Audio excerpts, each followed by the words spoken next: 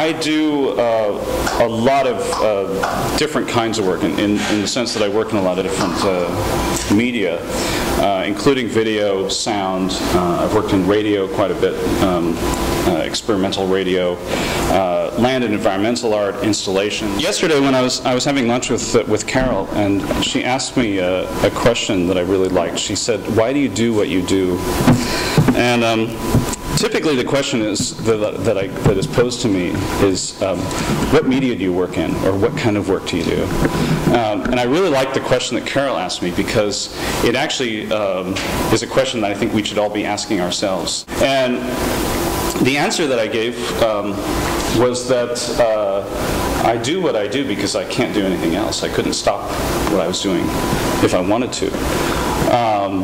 Typically what I do is I invent characters and stories in my head, and I examine the world through the lenses of those characters and stories, no matter what media I work in. And you know, those explorations can be realized in a variety of different media, and you know, oftentimes they don't amount to anything. But I love the question, and I think it's one that, as artists, we should all be sort of posing to ourselves, rather than say, well, why did I do this in video, or what kind of work do I do? It's a much more sort of vital question to say, why am I doing what I'm doing? What's my motivation? The first work that I'm going to present is a video called The Cosmodrome Futurists, and it was done, it was actually a commission for an exhibition in Amsterdam, asking for works that dealt with futurism. And so what I did was in the form of a sort of mockumentary about a fictional Russian futurist movement. So what we needed was the most powerful, the most sensitive radio telescope on Earth. And this naturally led us to the Arecibo telescope in Puerto Rico. And, you know, this big disk in a crater. And thank God I was able to get it for a few days. And yes, we then, even though we only had a few days, we actually picked up the signals from the Matushin 1. You can imagine that this was a complete breakthrough.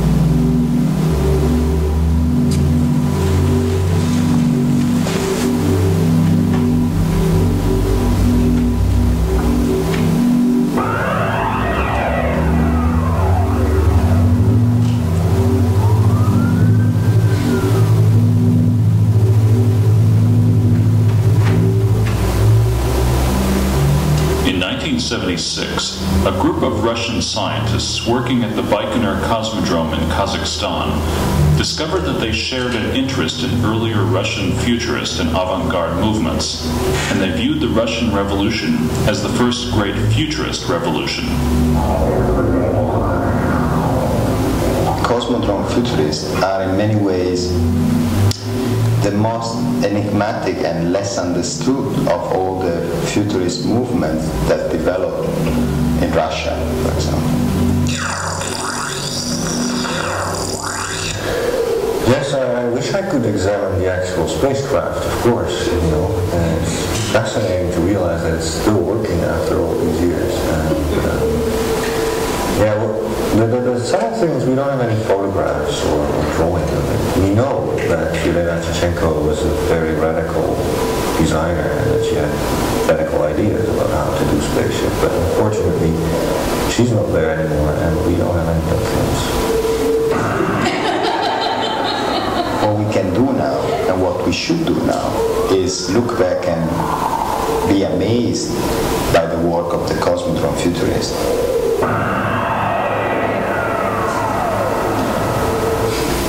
So that's just a short excerpt from the film.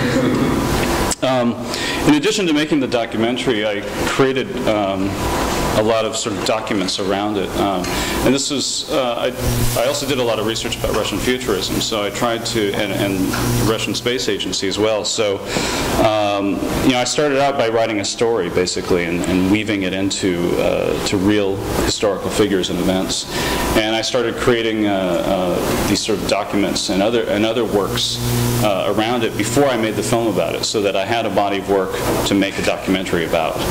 And this included, what the Cosmodrome futurists were doing was trying to compose a cosmos of the symphony by recording the sort of naturally occurring electromagnetic emissions from planets and turning them into sound art. And I actually did this because this sort of information is available, freely available from NASA and the European Space Agency. So I got a hold of these files, and digitally you can change the frequency and turn it into audible sound. And so the soundtrack of the film you hear is also sort of taken from this cosmos of the symphony, Symphony of the Cosmos that I created. This is a book that I'm working on. This is not an actual layout of the book, but it's just a presentation to give you an idea of the content of the book. And this is a project that started with one of my fictional personas, a guy by the name of Julian Scaff. In early February this year, a young woman named Damilola W. Sodipo contacted Jamal on Facebook seeking romance, and very quickly an online affair started, and this book is basically a documentation of their affair online.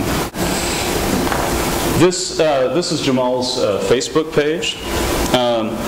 Jamal is the European correspondent for a magazine called Beirut Style. He's also a professional VJ and captain of the Lebanese soccer team. This is Damilola's Facebook page. As you can see, she's inspired by Beyonce and Barack Obama, and the Queen and Anne Rice. And she lives in Aberdeen, Scotland. These are some examples of some of the email exchanges. One of the interesting things was that Damilola's English was really inconsistent. Sometimes her English was perfect, and sometimes it was really terrible. It sounded like a non-native English speaker. And so I had Jamal basically sort of reflect that. And oftentimes, when her really good English sounded like it was copy and pasted from Hallmark greeting cards. And so I did a bit of copy and pasting with Jamal as well. Sometimes he would speak in very broken Lebanese non-native English, and other times he would be quoting Kierkegaard, for example. In addition to having a torrid romance, in Jamal's very bad English, he would often say things that were absurd, maybe even Dadaist, and often with apparently inadvertent sexual innuendo.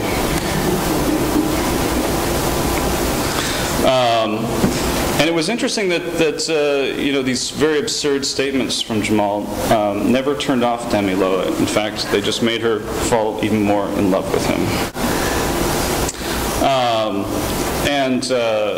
It was also amazing because it didn't take very long for Damilola to not only fall in love with Jamal, but be devoted to him until she couldn't get money out of him.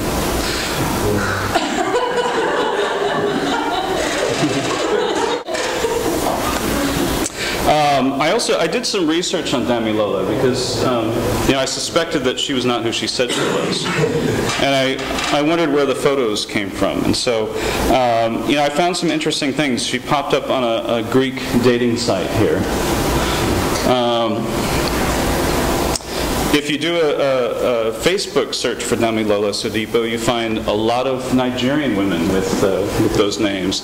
It seems that Damilola, the given name Damilola and the family name Sodipo are somewhat akin to being named Mary Smith in English.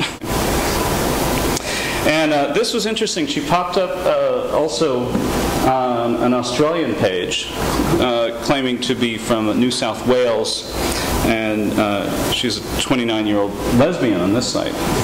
This is actually the oldest page that I found, so this might be where the photos originally came from. In any case, this is coming out with a book. I have a publisher in Amsterdam, and we're hoping for a release this fall. So, thank you very much.